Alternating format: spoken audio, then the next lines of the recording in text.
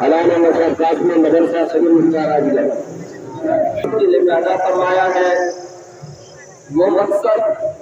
صرف اور صرف انسان کا اللہ کی عبادت ہے، اللہ کی عبادت کرنا، کیونکہ قرآن کریم میں اللہ تبارک و تعالی نے فرمایا وَمَا خَلَقْتُ الْجِنَّ وَالْإِنسَ إِلَّا لِيَعْبُدُونِ کہ میں نے انسان اور جنات کو نہیں پیدا کیا مگر صرف اور صرف اس واسطے کہ وہ اللہ کی بندگی کریں، اللہ کی عبادت کریں۔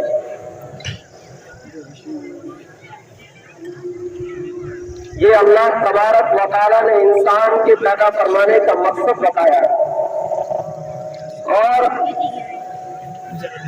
اللہ کے نبی صلی اللہ علیہ وسلم نے ارشاد فرمایا کہ اگر انسان اللہ کا کم و بیش 1,24,000 انبیاء علیہ السلام یہ بات دیگر مبعوث فرمائی اور ہر نبی کی دعوت، ہر نبی کا مشن، ہر نبی کی دعوت یہی تھی کہ کس طریقے سے اللہ کے بندے اللہ کو پہچاننے والے بن جائیں، اللہ کے بندے اللہ کی وحدانیت کو سمجھنے والے بن جائیں، اللہ کے بندے اللہ کے اور اللہ کے رسول صلی اللہ علیہ وسلم کی ماننے والے بن جائیں۔ ہر نبی کا مشن، ہر نبی کا مقصد یہی تھا۔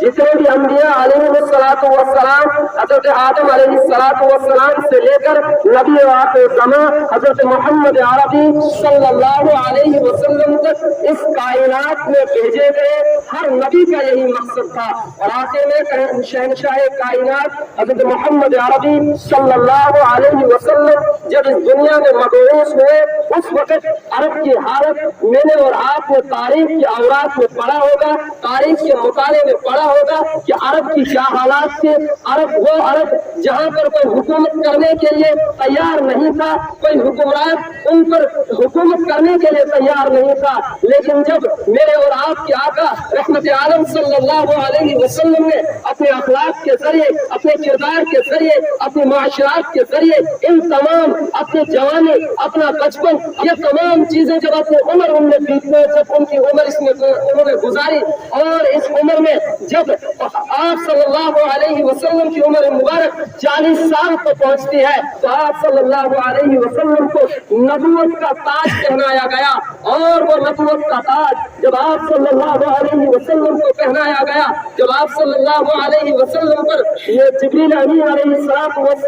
قرآن کی آیت لے کر آئے، اقرأ بسم ربک الذی خلق، جب یہ آیتیں لے کر پہنچے تو آپ صلی اللہ علیہ وسلم نے فرمایا میں امی ہوں، میں ان پڑھ ہوں، میں پڑھنا نہیں جانتا۔ تو آج حضرت جبریل امین علیہ السلام نے آپ صلی اللہ علیہ وسلم کو اپنے سینے سے بھیجا، اپنے سینے سے دبایا اور 3 مرتبہ دبایا اور فرمایا کہ پڑھ اللہ کے نام سے، اقرأ بسم ربک الذی خلق، خلق الانسان من علق، اس اللہ کے نام سے پڑھ جس اللہ نے پوری کائنات کو بنایا ہے، جس اللہ نے دنیا میں رہنے والی تمام انسانیت کو، چرند اور پرند کو، یہ جو آپ دریا دیکھ رہے ہیں، یہ جو سمندر دیکھ رہے ہیں، یہ جو آپ اونچے اونچے پہاڑ دیکھ رہے ہیں، یہ درخت دیکھ رہے ہیں، یہ پانی دیکھ رہے ہیں، یہ ندی اور نالے دیکھ رہے ہیں، یہ اللہ کی پیدا کردہ مخلوقات میں سے